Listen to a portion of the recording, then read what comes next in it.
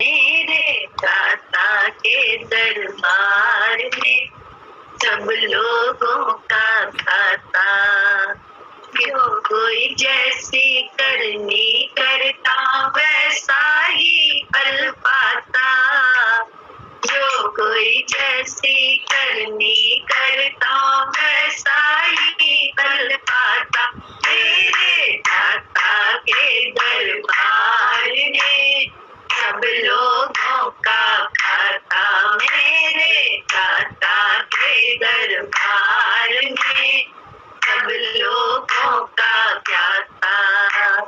क्या साधु क्या संत गृहस्थी, क्या राजा क्या रानी, क्या साधु क्या संत गृहस्थी, क्या राजा क्या रानी, प्रभु की पुस्तक में लिखी है सबकी कर्म कहानी, प्रभु की पुस्तक में लिखी है सबकी कर्म कहानी।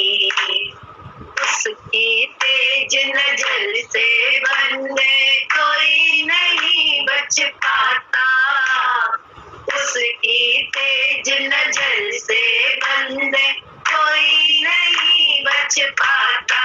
मेरे दाता के दरबार में सब लोगों का खाता, मेरे दाता के दरबार में सब लोगों का खाता।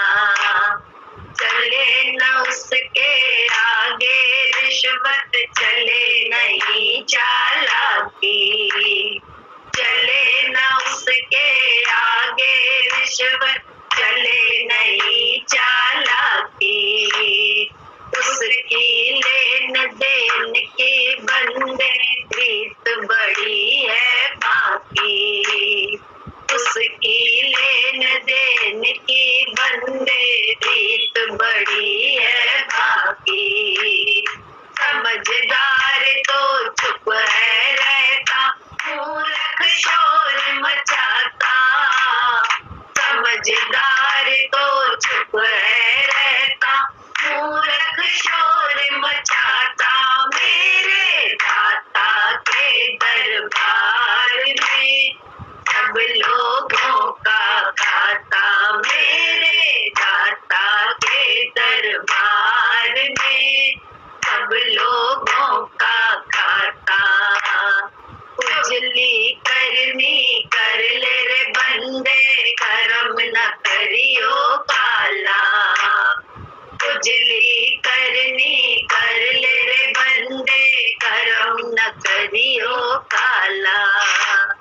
लाख आंख से देख रहा है तुझे देखने वाला, लाख आंख से देख रहा है तुझे देखने वाला, उसकी तेज नजर से बंदे कोई नहीं बच पाता, उसकी तेज नजर से बंदे कोई नहीं बच पाता। मेरे दाता के दरबार में सब लोगों का खाता, मेरे दाता के दरबार में सब लोगों का खाता।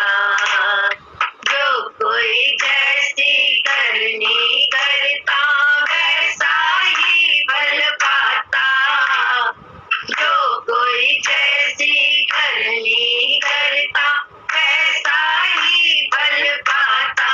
मेरे दाता के दरबार में सब लोगों का खाता, मेरे दाता के दरबार में सब लोगों का खाता। बड़े बड़े कानून प्रभु के, बड़ी बड़ी मर्यादा, किसी को कौड़ी कम नहीं पड़ती, मिले न पाई ज्यादा, किसी को कौड़ी कम नहीं मिलती, मिले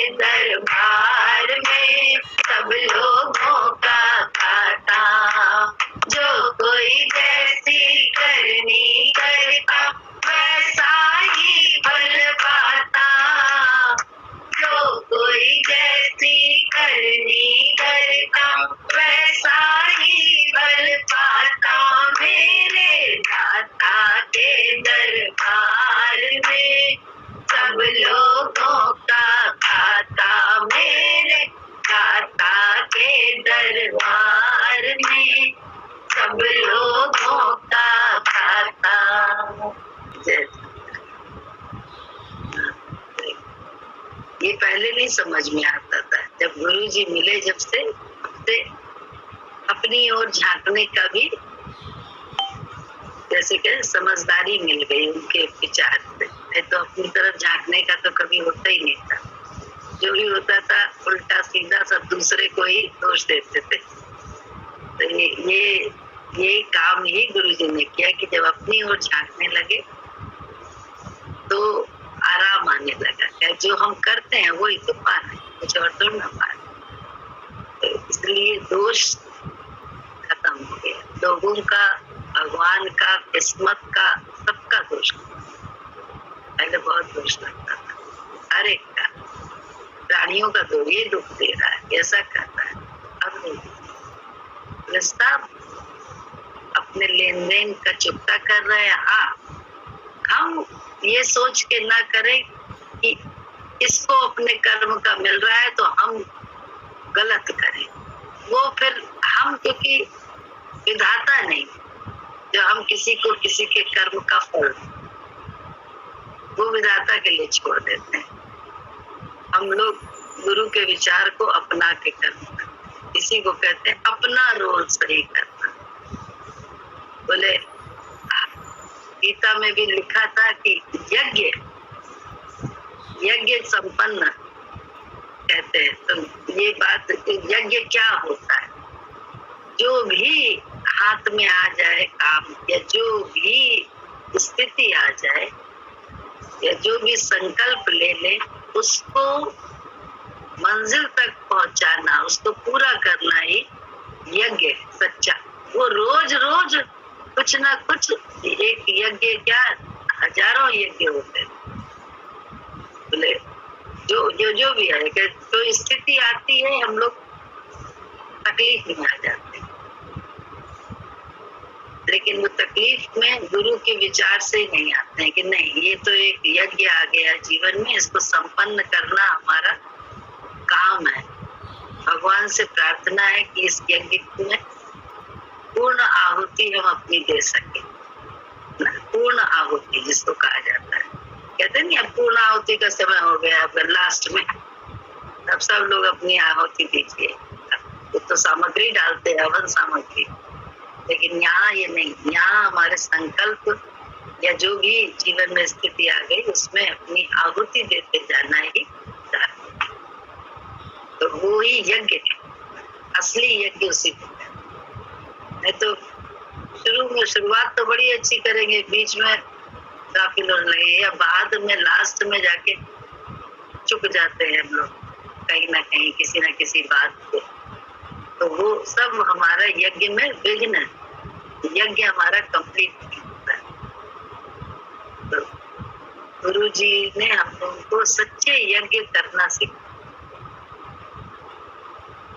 ऐसे कहें कि गुरु जी से ही सब पता चला, गुरु जी से ही सब बात का अनुभव होता है कि कैसे उन्होंने यज्ञ, जो गीता में लिखा है यज्ञ के लिए, वो सच्चा यज्ञ गुरु जी ने करना सिखाया। इसी भी कहानी भी थी कि एक कौन था, नेवला था, तो उसका शरीर आधा सोने का था, आधा बाकी था। तो वो जब युधिष्ठिर ने यज्ञ किया तो वो उसमें डोल रहा था उसकी राख, तो उसका शरीर हुआ ही नहीं सोने का। तो पूछा क्यों नहीं, तुम क्यों लौट रहे हो? तो बोला मैं अपना सारा शरीर सोने का करना चाहता हूँ, क्योंकि मैंने एक यज्ञ में मैं चला गया था, तो वहां जो है मेरा शरीर पूरा, वहां की राख से मेरा शरीर आधा सोने का हो गया था। तब से मैं ढूंढ रहा हूँ कि वैसा यज्ञ फिर से मिल जाए। बोले अरे इस यज्ञ में तो इतना सब हुआ है, सारी संसार जो है ना तारीफ कर रहा है, इतना बढ़िया यज्ञ। बोले हाँ, लेकिन ये उस जैसा नहीं। बोले क्या? बोले कैसे, कौन सा यज्ञ बहुत अच्छा था? तो बोले एक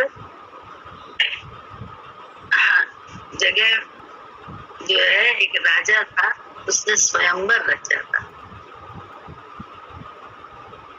तो स्वयंवर रचने के कारण जो है ना, एक सन्यासी भी उधर उसी समय उस देश में पहुंचा। तो वो एक बस चलो एक ड्रामा हो रहा है, देख लें हम भी, ये करके वो वहां पे रुक गया, स्वयंवर देखने लगा। राजकुमारी ने क्या किया कि उसी को पहना दिया, हार उसको ही पहना दिया, उसको ही वर लिया।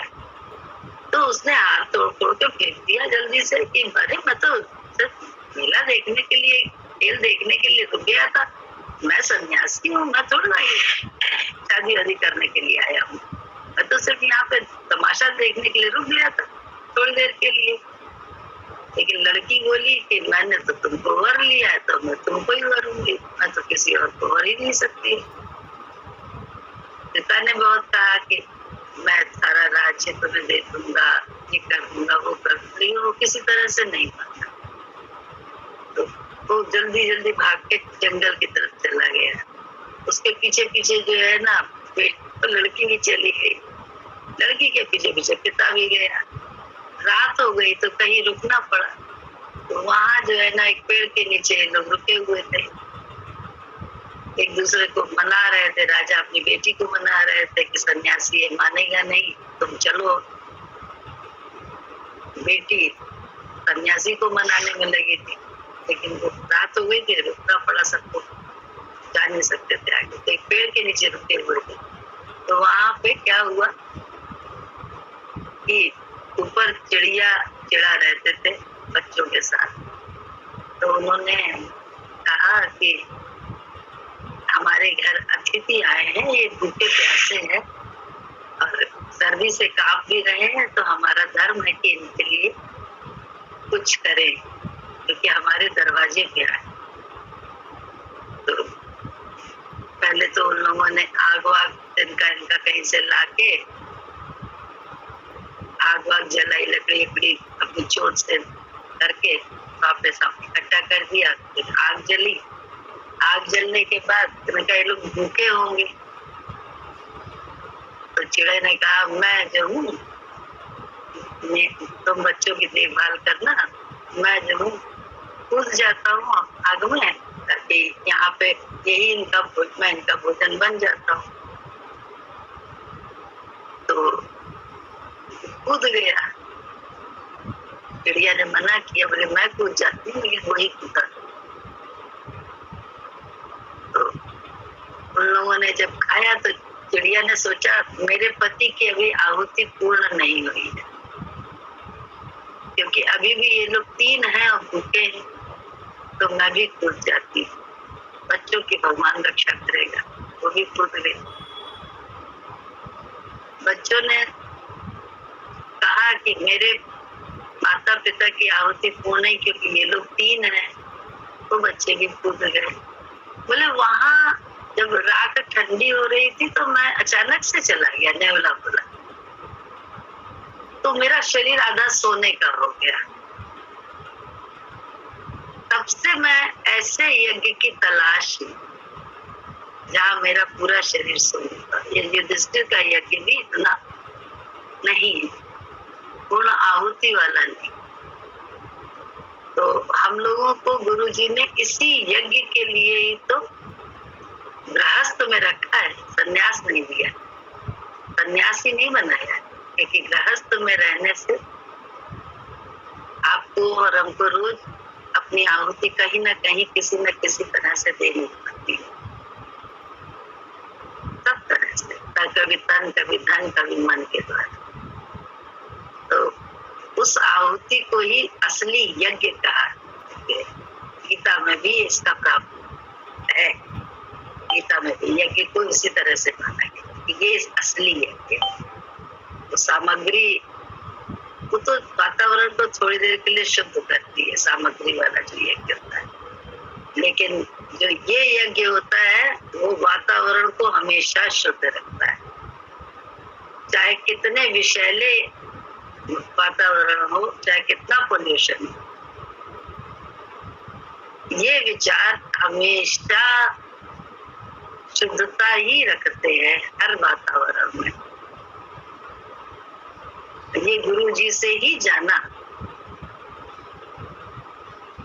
गुरु जी कभी ईड़ में नहीं करते थे कि नहाना धोना नहीं है।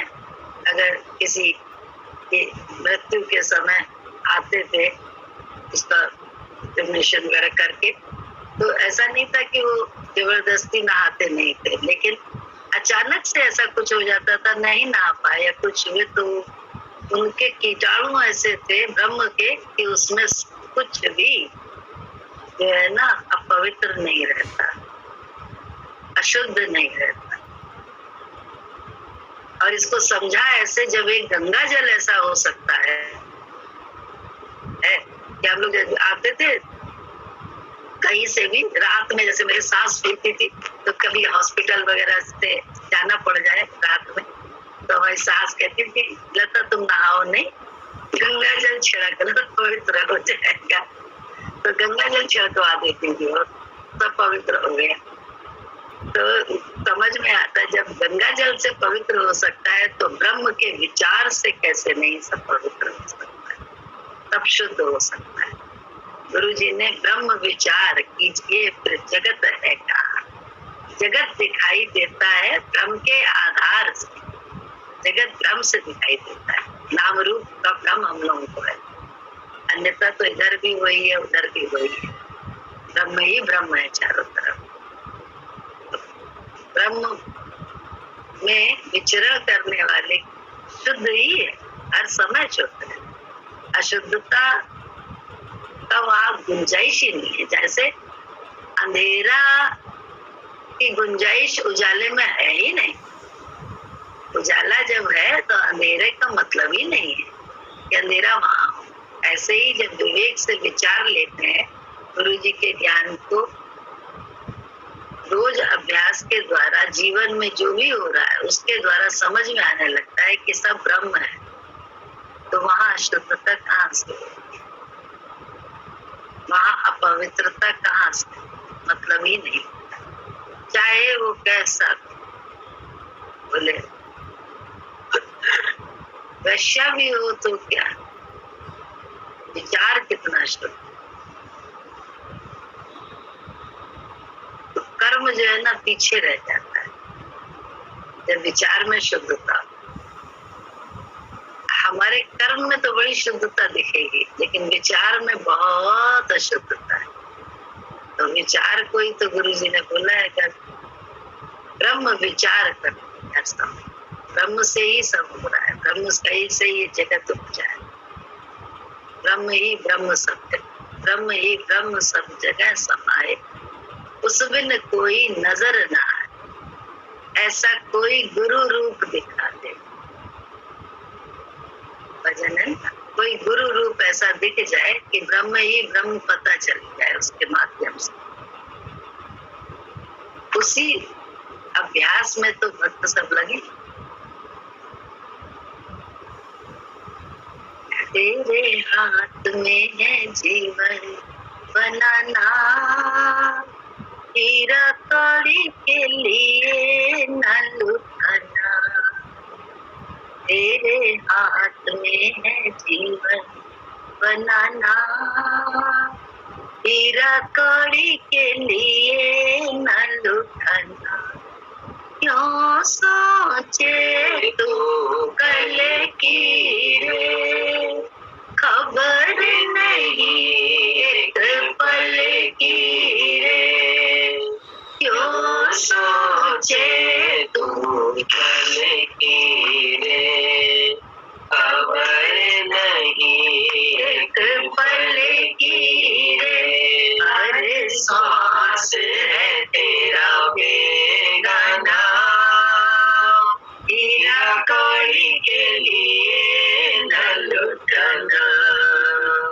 हर सांस है तेरा बेगाना, हीरा कौड़ी के लिए न लुटाना।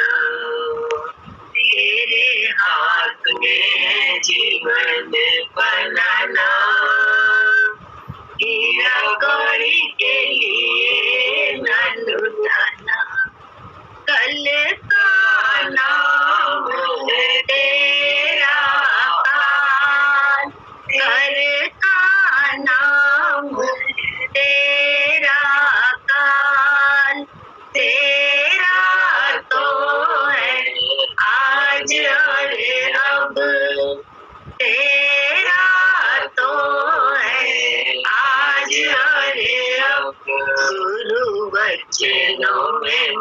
अपने को लगाना, हीरा कौड़ी के लिए न लुटाना।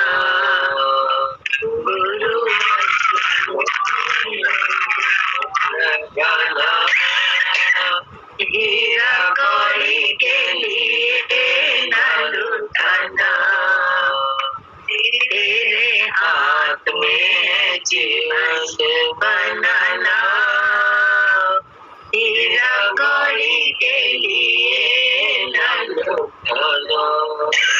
दुनिया न बदले बदले जाए हो, दुनिया न बदले बदले जाए हो, तेरे तुझे मिलेगा परमान, तेरे तुझे मिलेगा परमान।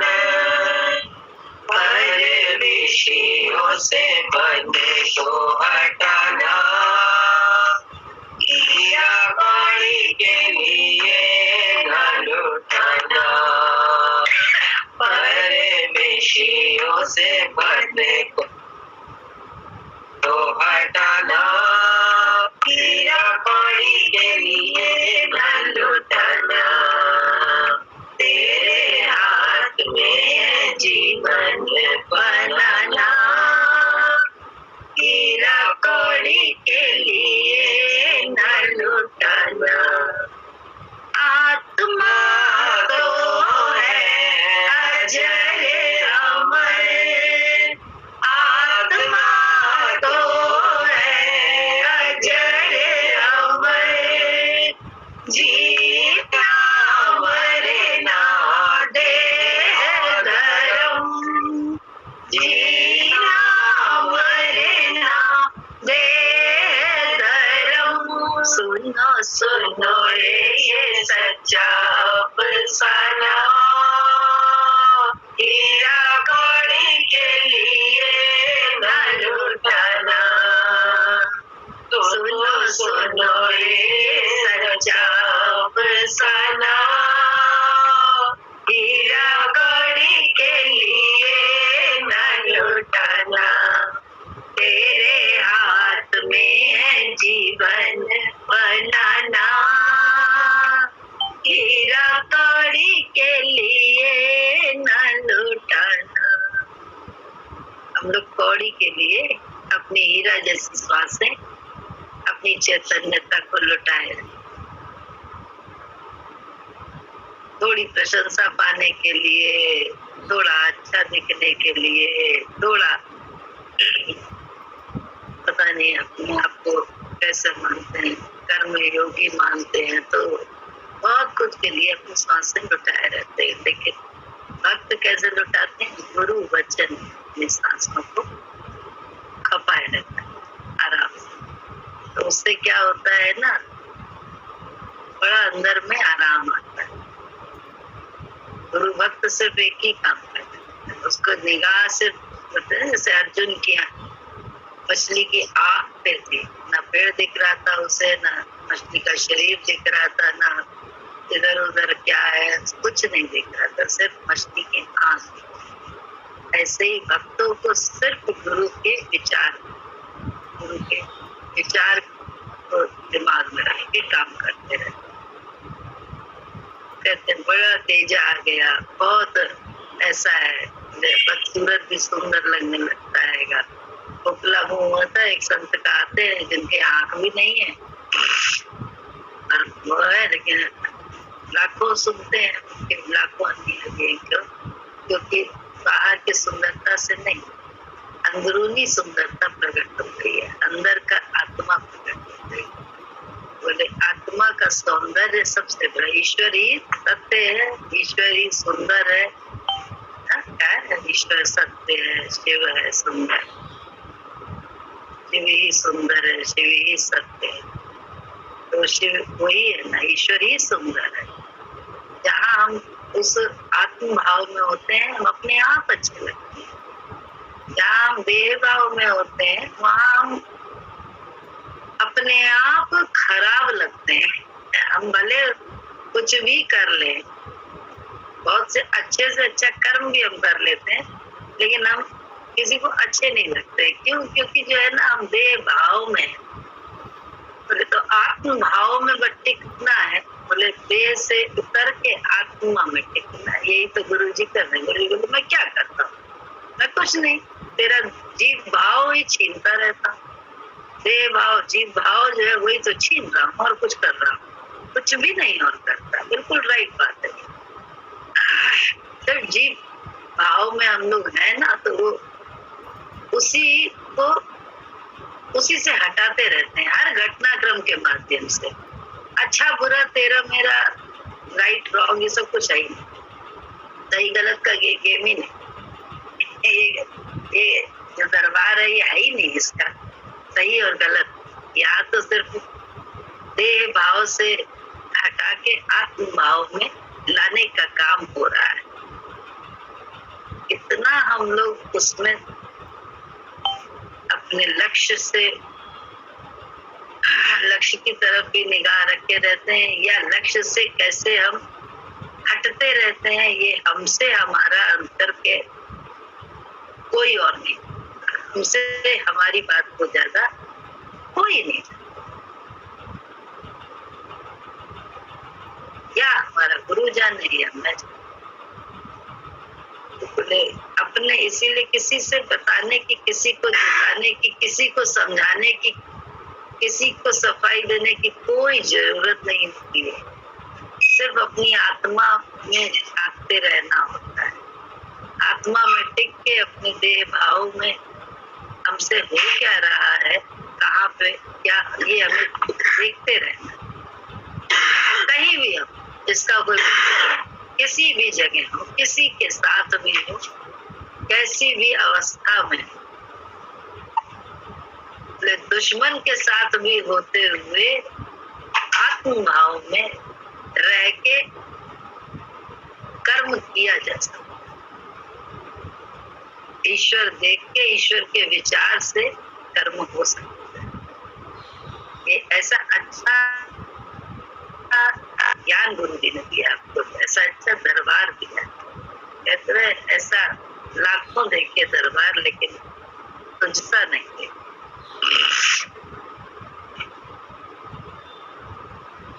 ऐसा सच्ची बात है ये। मतलब अंदर से कोई जचता नहीं है,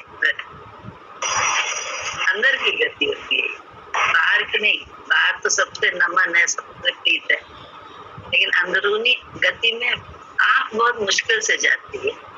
भक्ति जब दिखती है तो बड़ा अच्छा लगता है, और भक्ति में हम रहे खुद तो बड़ा मजा आता है।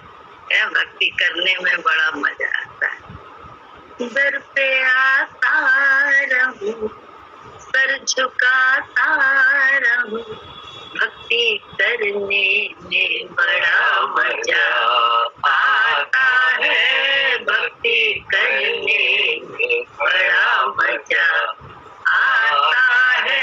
दर पे आता रहूं, सर झुकाता रहूं, भक्ति करने में बड़ा मजा आता है। भक्ति करने में बड़ा मजा आता है। तुम दाता बनो, मैं भिखारी बनो।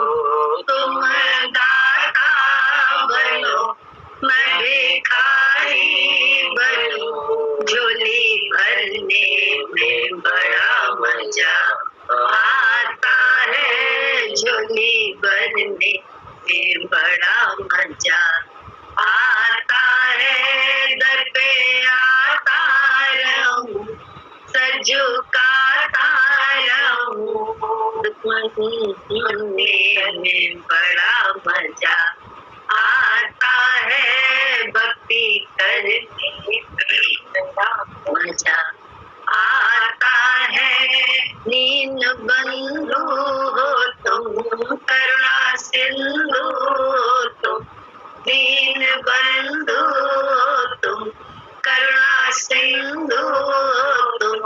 महिमा गाने में बड़ा मजा आता है महिमा गाने में बड़ा मजा आता है, दर पे आता रहूं, सर झुकाता रहूं, भक्ति करने में बड़ा मजा आता है, भक्ति करने में बड़ा मजा आता है। ज्ञान सुनता रहो, तुम सुनाते रहो, ज्ञान सुनता रहो, तुम सुनाते रहो, अमल करने में बड़ा मजा आता है, अमल करने में बड़ा मजा आता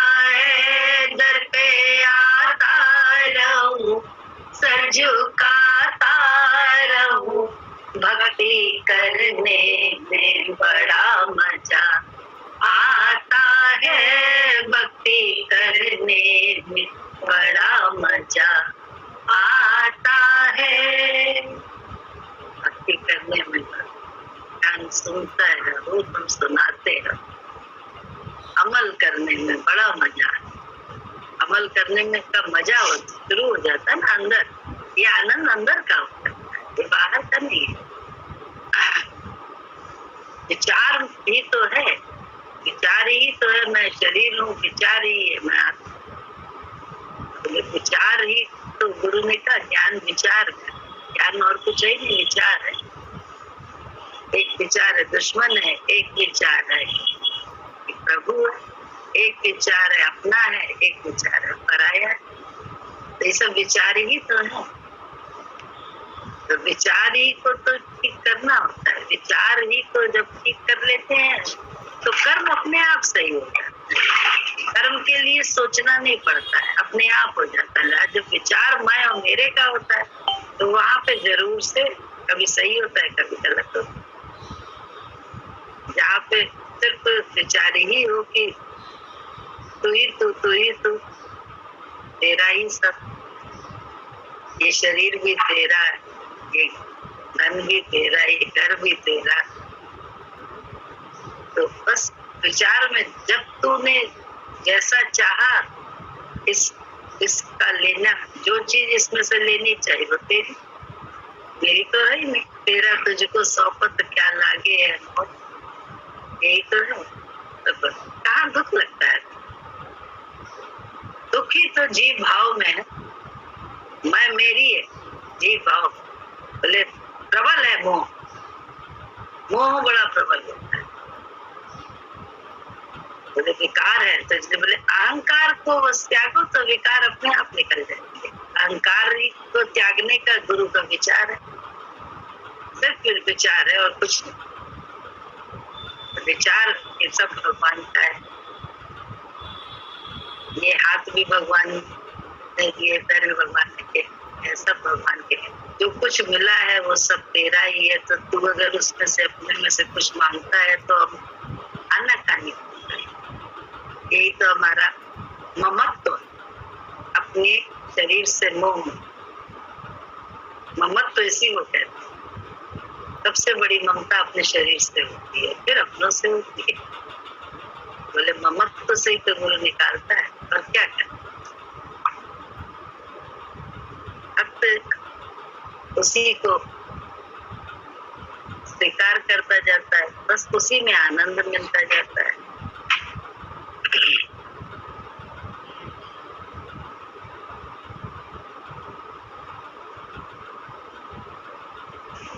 भक्ति के लिए कहा गया है कामी क्रोधी लालची। इच्छा वाला क्रोध, इच्छा नहीं पूरी हुई क्रोध आ जाता है। और लालची, हर समय लालच। इनसे भक्ति ना हो। भक्ति करे कोई सूरमा, जाति वर्ण कुल। जाति भी भूल जाती है, वर्ण भी भूल जाता है, और कुल भी सब हो जाता है। औरत हूँ मैं, आदमी हूँ मैं, किस जाति का हूँ, मेरा कुल क्या है सब भूल, मीरा भूल गई, सब भूल गई। रानी की बेटी है राजा की और राजा की पत्नी है, भूल गई, सब भूल गई। तो बोले भूल ही से तो बैठा लेती थी सबको, चली जाती थी भक्तों की मंडली में। भूल से ही तो सब होता है, ध्यान हो तो बहुत कुछ याद आ जाता है, लेकिन भूल जब भगवान में डूबा हुआ होता है तो सब भूला हुआ होता है, उसे कुछ नहीं तो सिर्फ भगवान का विचार दिमाग में होता है भक्त को, और कुछ भी नहीं। और भगवान रीझ जाते हैं तो कायनात रीझती है, सारा संसार रीझता है, क्योंकि सारी कायनात को हुक्म तो वही देता है। बोले एक गुरु को साध लेते हैं हम लोग तो सब संसार सब, एक को साधो तो सब सद जाएगा, और एक को साधे नहीं, सबको साधने में लगे रहे सब चले जाता है, कोई ना सकता है। एक साधे सब सदे, सब साधे सब जाए। कुछ चीजों का अस्तित्व है किंतु उनके प्रमाण नहीं दिए जा सकते। जो आंख से देखने की है, जिसका स्वयं अनुभव किया जा सकता है, उसको प्रमाणों से सिद्ध करना असंभव है। अंधे को सूर्य को प्रमाणित करके नहीं समझाया जा सकता, उसे रंगों का ज्ञान नहीं कराया जा सकता। प्रेम, दया, करुणा, दर्द, पीड़ा, आनंद को नहीं दिखाया जा सकता और न ही उन्हें प्रमाणित किया जा सकता है। ये स्वयं के ही अनुभव में आती है। बुद्धि की एक सीमा है जहाँ तक कि वह निर्णय ले सकती है। आत्मा, परमात्मा, ब्रह्म आदि उसकी पकड़ से बाहर है। ये इंद्रियों के विषय ही नहीं है। इंद्रियां स्थूल को पकड़ सकती हैं, सूक्ष्म छूट जाता है। स्थूल पकड़ते पकड़ते क्या होता है, सूक्ष्म छूट जाता है हमसे। हम सूक्ष्म से अपना तारतम्य ही बिल्कुल तोड़ देते हैं, बहुत ज्यादा बहिर्मुखता में रहते हैं। तो इसलिए बोले बहिर्मुखता से बचना चाहिए, अंतर्मुखी रहना चाहिए। हर समय गुरु के विचार से ही अपने बहिर्मुखता में कर्म करने चाहिए। बहिर्मुखता में इंद्रियों को जो चलाना है वो गुरु के विचार से ही जब चलाते हैं तब आराम होता है। तो बोले गुरु के विचार से जितना हम चलाएंगे उतना हमें आनंद मिलता है। तो आनंद दिखाया नहीं जा सकता, नहीं दिखाया जा सकता। तो इसीलिए बोले चलो साथ में तो अनुभव करा बस।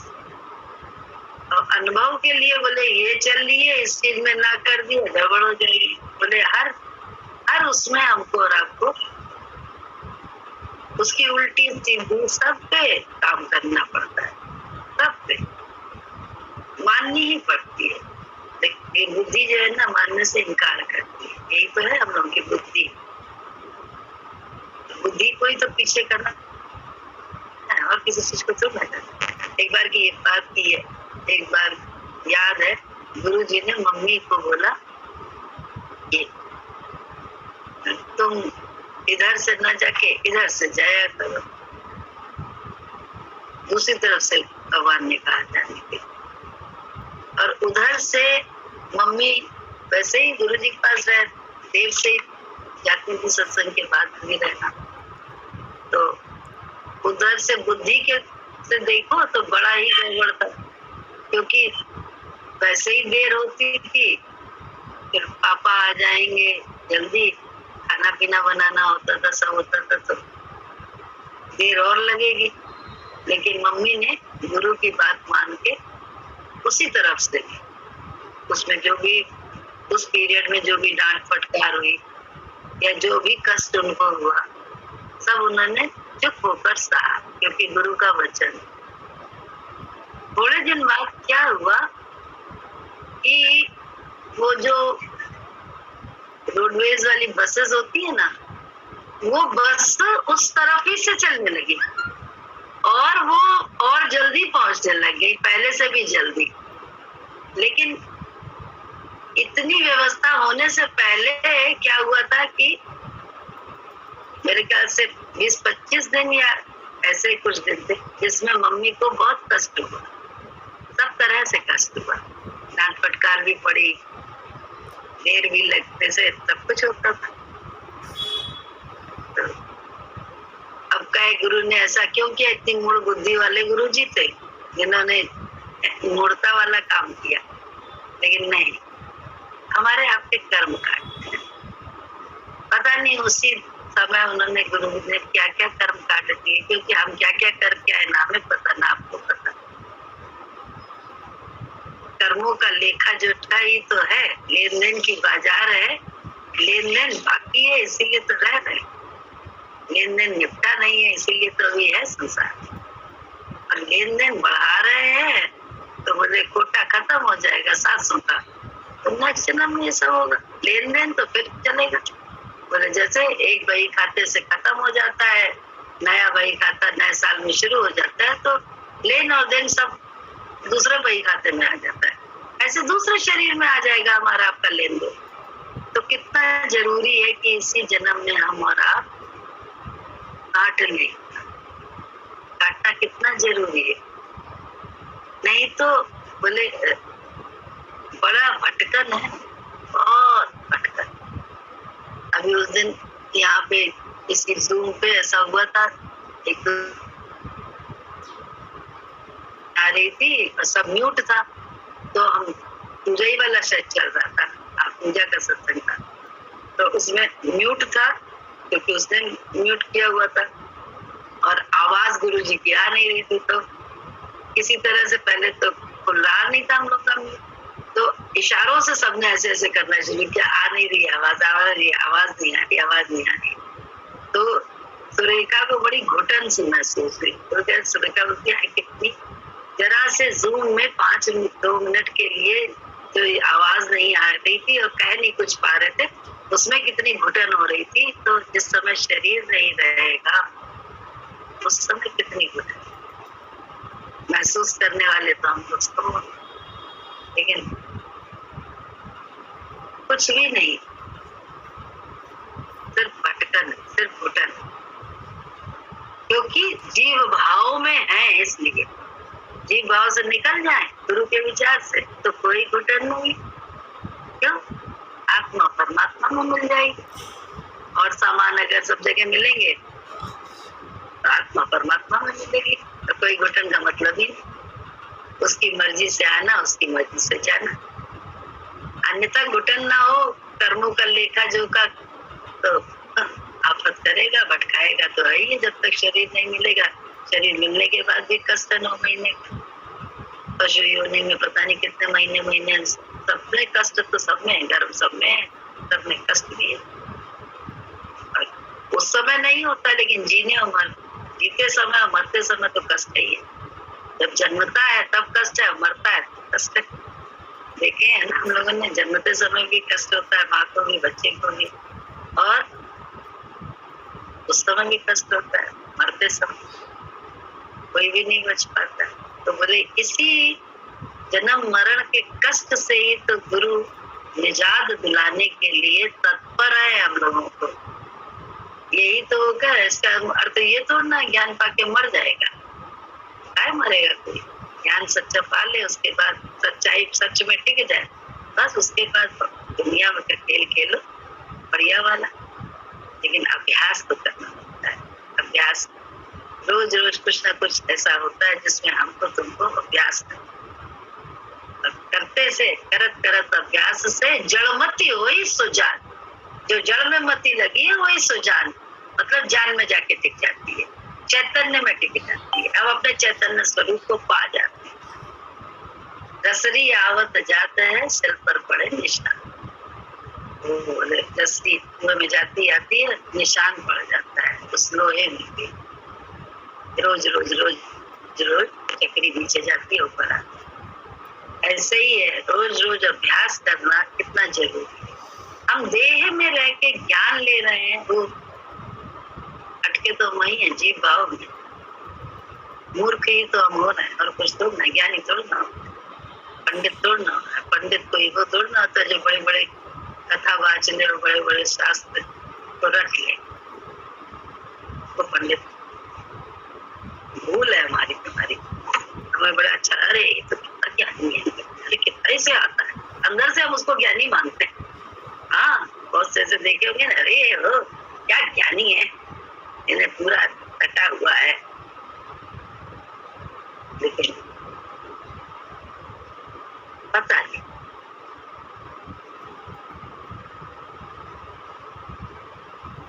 आत्मा, परमात्मा, ब्रह्म आदि उसकी पकड़ से बाहर है। ये इंद्रिय के विषय नहीं है। इंद्रियां स्थूल को पकड़ सकती हैं, सूक्ष्म छूट जाता है, और सूक्ष्म को पकड़ने की विद्या दूसरी ही है, जिसका उपयोग करने पर सूक्ष्म भी ग्राह्य हो जाता है, मतलब प्राप्त हो जाता है। यह विद्या ध्यान व समाधि की है, जिसमें व्यक्ति स्थूल जगत के पार सूक्ष्म के भी दर्शन कर सकता है, उसका आभास या बोध प्राप्त कर सकता है। स्थूल सूक्ष्म की रूपांतरण है, स्थूल सूक्ष्म का ही रूपांतरण है। यदि सूक्ष्म जगत नहीं है तो स्थूल की उत्पत्ति भी असंभव हो जाती है। अज्ञानी स्थूल को ही पकड़े पाते हैं, वह ज्ञानी इस सूक्ष्म को भी पकड़ लेते हैं। अध्यात्म इसी सूक्ष्म को पकड़ने का विज्ञान है। इसकी कुछ शर्तें हैं जिन्हें पूरा किए बिना सूक्ष्म का ज्ञान हो नहीं सकता। आत्मज्ञान के लिए निर्विकार चित्त व साक्षी भाव जरूर होना चाहिए।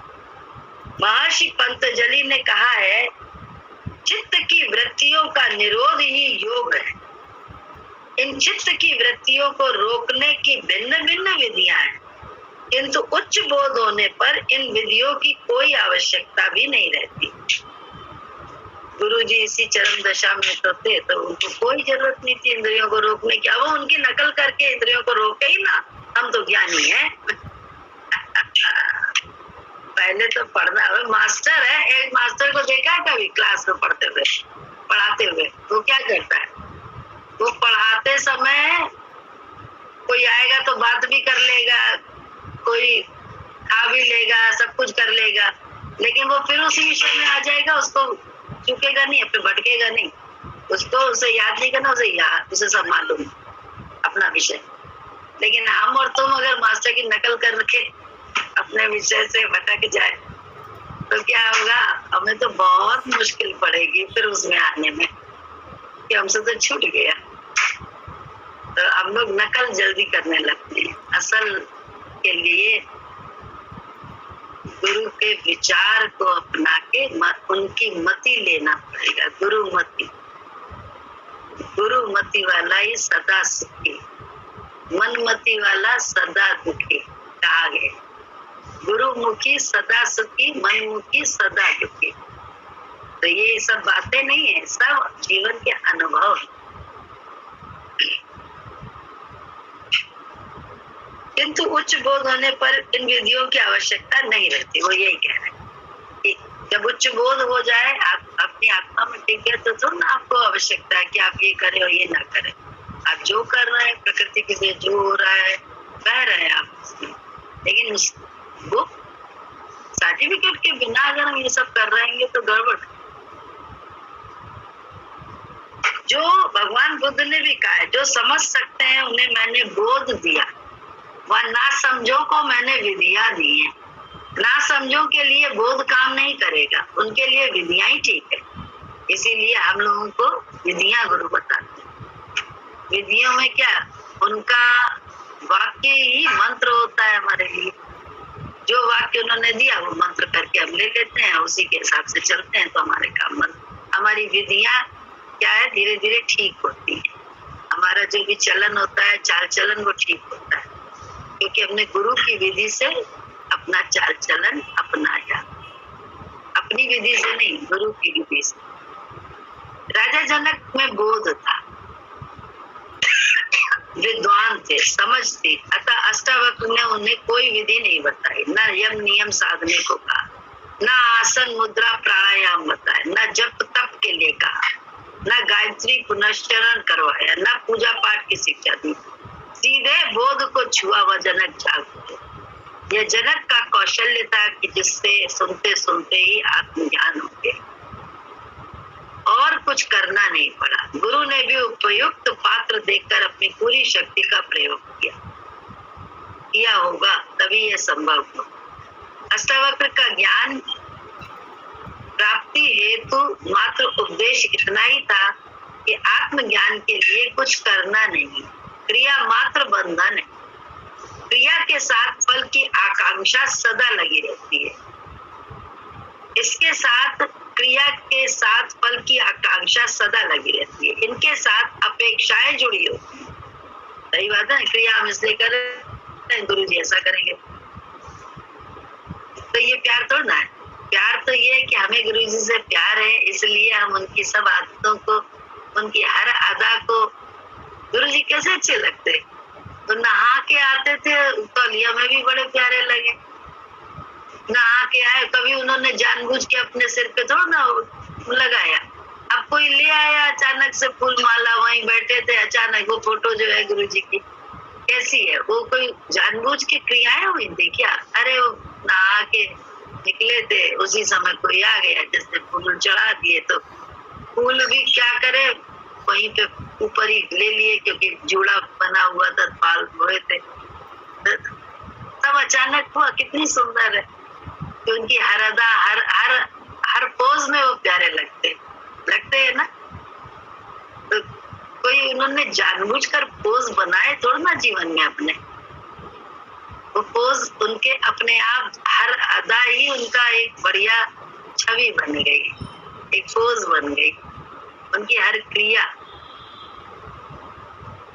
तो बस वो क्या, क्योंकि वो ब्रह्म में ही विचरे, ब्रह्म ही, तो ब्रह्म का तो हर अच्छा होगा ही होगा, क्योंकि ब्रह्म ही सत्य है, ब्रह्म ही सुंदर है, इसीलिए वो हम लोगों को कितने अच्छे लगते हैं। आज भी उनका याद कर लें तो रोमांच होता है अंदर में। उनके शब्द जो उन्होंने बोले, बड़ा विश्वास होता है ना उन शब्दों पे, और किसी ने बोले हो इतना विश्वास नहीं होता, लेकिन गुरु जी ने जो बोला है उसको बड़ा विश्वास होता है। गुरु जी ने ये कहा है तो जरूर ये सब हो रहा है, देखो वही सब तो हो रहा है, वही सब होगा, वही सब होगा, ऐसा विश्वास रहेगा। जब भी चिंता लगे, वो लगे, दुख लगे, या शांति हो, या कुछ भी हो जीवन में, तो बोले उनके वाक्य बस याद कर लो, अरे ऐसा ठहराव आ जाता है अंदर में, ऐसी शांति आ जाती है, जैसे इतने आग में जल रहे थे, किसी ने मरहम लगा दिए, बिल्कुल ठंडक पड़ गई, पानी में आ गए। ऐसे उनके छोटे छोटे वाक्य हैं जो हम सबके जीवन में उन्होंने कहीं ना कहीं दिए हैं, बोले हैं, बताए हैं, तो उसकी ठंडक आती है, उससे नहीं आती है हमें तो बहुत।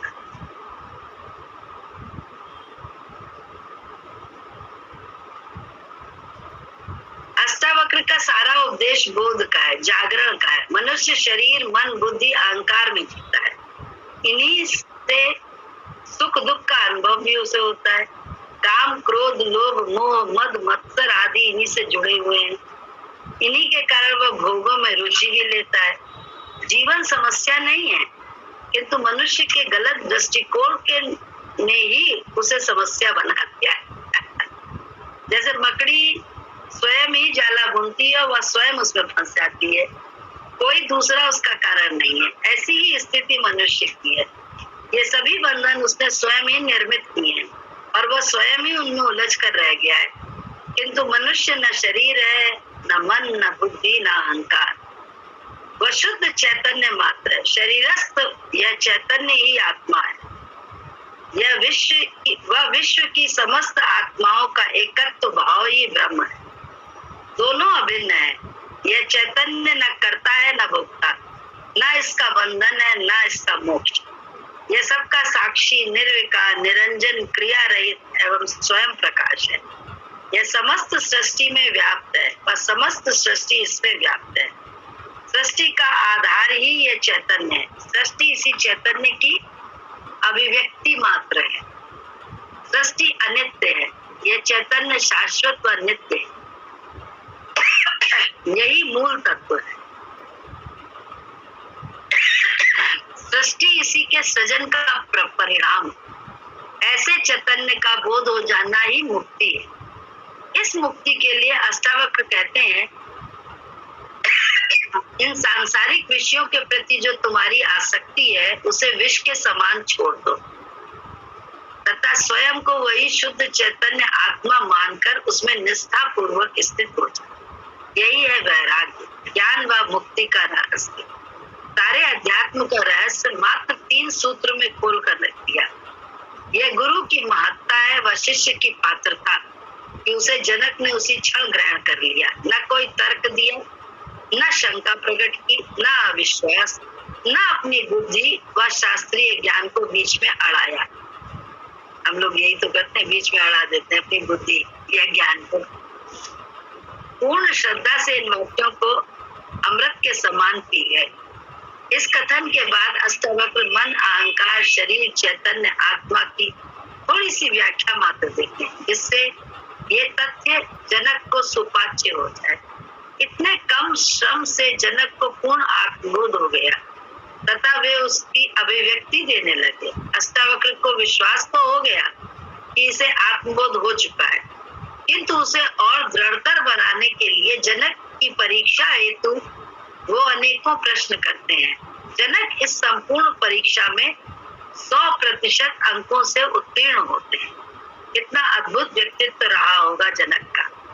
कहते हैं, राई की ओट में पर्वत छिपा है, किंतु उस राई की ओट को भी कोई सद्गुरु ही हटा सकता है। यह पर्दा आत्मा पर नहीं, हमारी आंखों पर पड़ा है। आत्मा तो निर्वस्त्र है, प्रत्यक्ष है सामने, देखने की क्षमता मात्र आनी चाहिए। सद्गुरु दृष्टि या बोध देकर उसे अनावृत करता है। शिष्य के ज्ञान के लिए गुरु की उपस्थिति मात्र पर्याप्त है, जिससे घटना घटती है। मीरा, कबीर, रमण, संत ज्ञानेश्वर, विवेकानंद, भर्तहरि आदि अनेकों उदाहरण हैं जो ये प्रमाणित करते हैं कि आत्मज्ञान में गुरु की अनिवार्यता है, मतलब गुरु जरूरी है। आत्मज्ञान अध्येता हो ही नहीं सकता। इसीलिए आध्यात्मिक उपलब्धि में गुरु का महत्व सर्वोपरि है। गुरु ईश्वर का ही प्रतिरूप होता है, वही ईश्वर का साकार अवतार है। उसकी महिमा ईश्वर से किसी भी प्रकार कम नहीं है।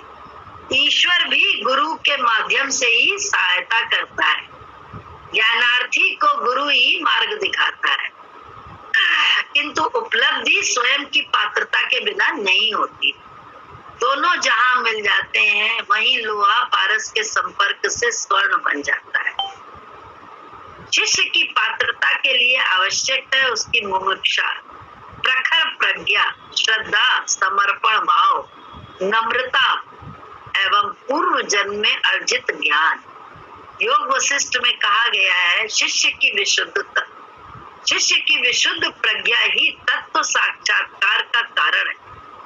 महर्षि विश्वामित्र ने भी कहा है, गुरु वाक्य से जो तत्व ज्ञान प्राप्त होता है उसका कारण शिष्य की प्रज्ञा ही है। ऐसी प्रज्ञा अनेक जन्मों के सुकृत्यों के फल से प्राप्त होती है। जीवन एक नहीं बल्कि अनेकों जन्मों की श्रृंखला में पड़ी है।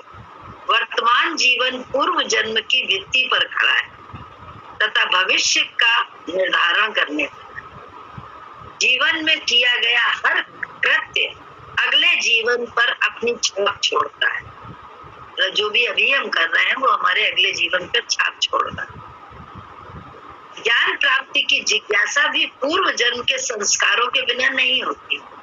जब संस्कार तीव्र हो जाते हैं तब वह व्यक्ति सद्गुरु की कृपा का प्रसाद अनायास ही प्राप्त कर लेता है। जैसा जनक के साथ हुआ वैसा सबके साथ हो सकता है यदि पात्रता की शर्त पूरी कर दी जाए। इसीलिए कहा गया है, गुरुर ब्रह्मा गुरुर विष्णु गुरुर देवो महेश्वरा गुरुर साक्षात पर ब्रह्म तस्मै श्री गुरुवे नमः। ऐसे गुरु को शत शत नमन करता हुआ उसी के प्रसाद स्वरूप इस अष्टावक्र गीता की व्याख्या करने का दुस्साहस कर रहा हूं तथा गुरु कृपा से ही जन हितार्थ पूर्ण करने की कामना करता हूँ।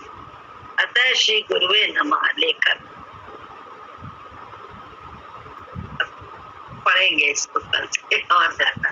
अभी तो संदर्भ है उसकी। अच्छी है ना? बहुत अच्छी है, बहुत अच्छी है। नहीं, इसमें देखिए वो कितना सही बताया कि शिष्य की पात्रता क्या है हम लोग की? पूर्ण समर्पण और नम्रता। बस दो ही चीज चाहिए, यही दो ही चीज बोला। और कल भी आप एक पढ़ रहे थे तो जिसमें था कि नम्रता सबसे पहली सीढ़ी। सही बात, गुरुजी ने भी बोला नम्रता ही अमरता है। हाँ, अमरता है, वही पहली सीढ़ी। अगर हम उसी में चूक जाते हैं तो चलिए, हमें और बहुत से गुण हैं, सब कुछ बहुत कुछ है, ठीक है, पर वहाँ पहली सीढ़ी पे लांग के थोड़ी जाएंगे, ये तो नहीं जाएंगे। वो तो पहली सीढ़ी तो आप खड़े होइए उस पे। हाँ, बहुत जरूरी है। और ये हम लोग को हमने देखा है, इसकी प्रैक्टिस चाहिए कि जैसे ही हमारे मन में कुछ विचार आता है तो उसको वहीं रोक देना चाहिए। ये बोला ना,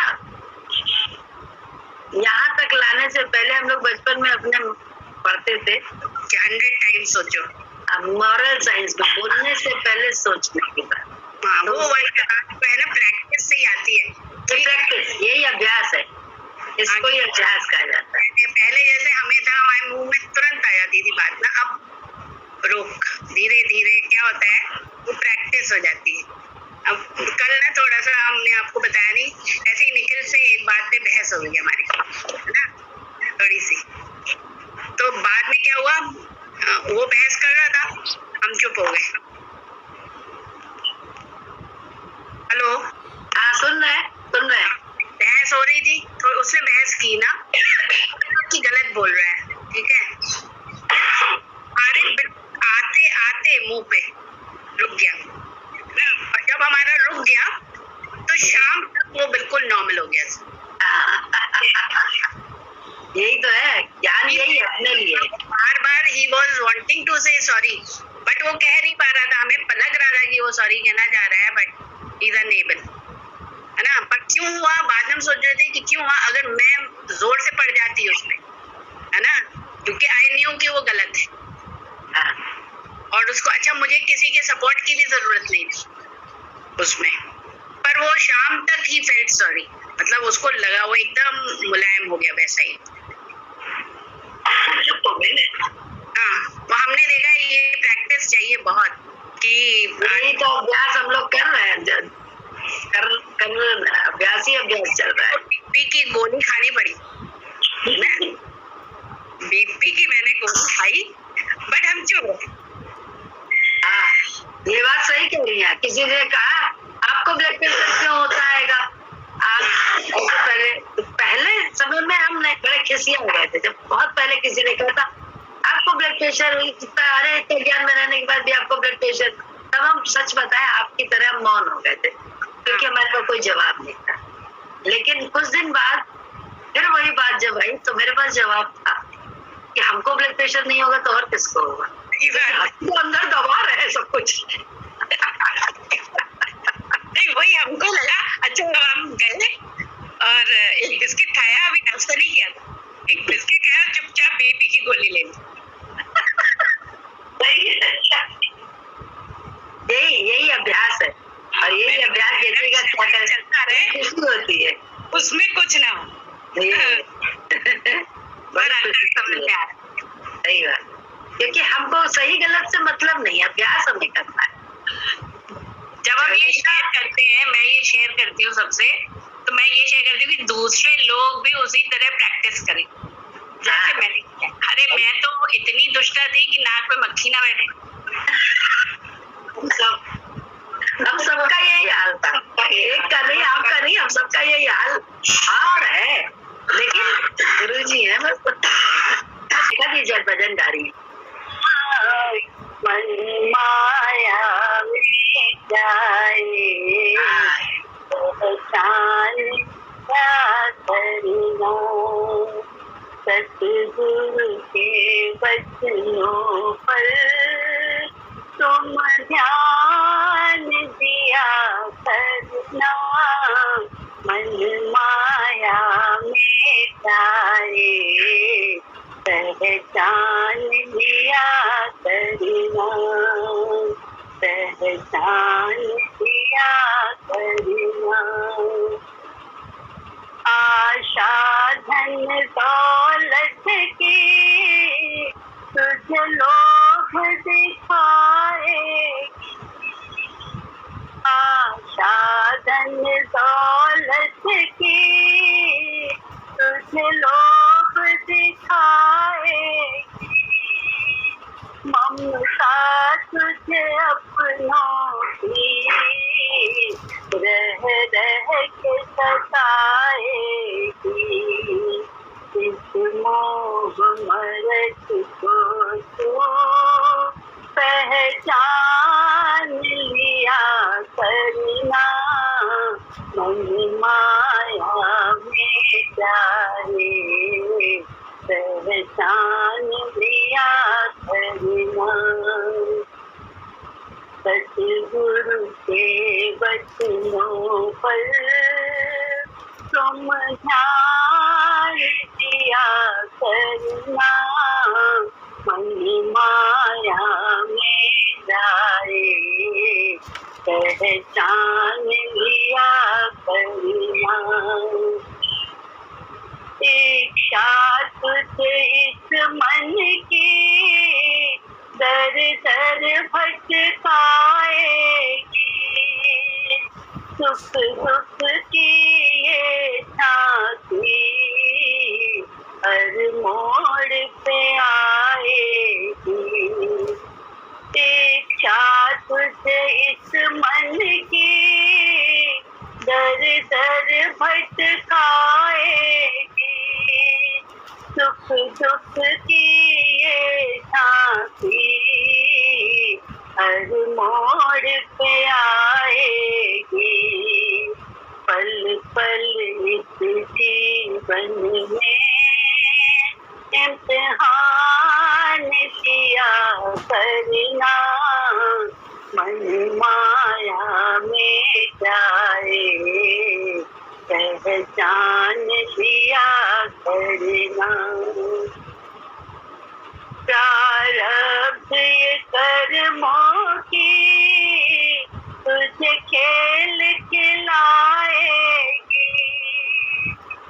प्रारब्ध ये कर्मों की तुझे खेल खिलाएगी, समता के विचारों से ममता मिट जाएगी, मर्जी है विधाता की बस मान लिया करना, मन माया में जाए पहचान लिया करना, पहचान लिया करना।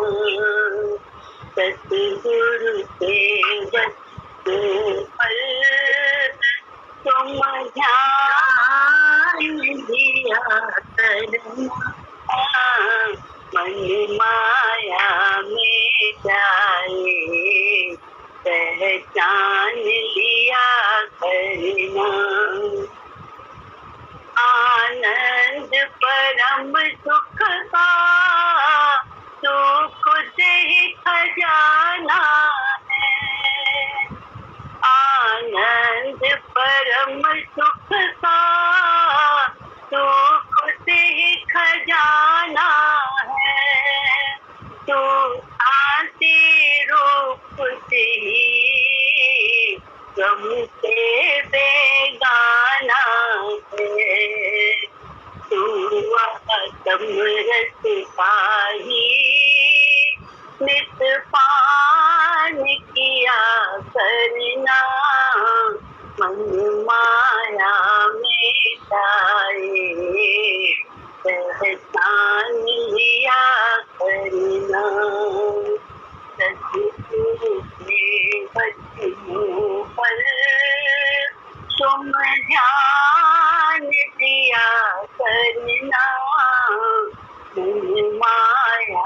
जाए, पहचान लिया करो, पहचान लिया करो।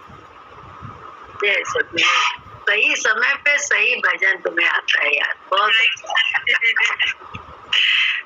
जय सतगुरु। जय सतगुरु।